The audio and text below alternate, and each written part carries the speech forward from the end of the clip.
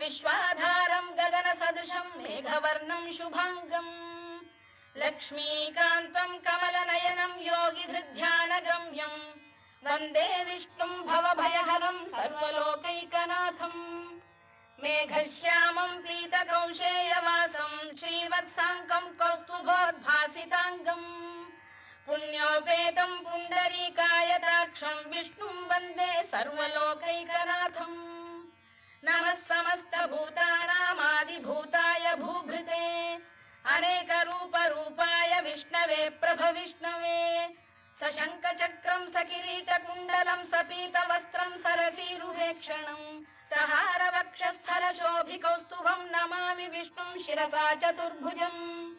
छायायां पारिजातस्य हेमसिंहासनोपरि आसीनम्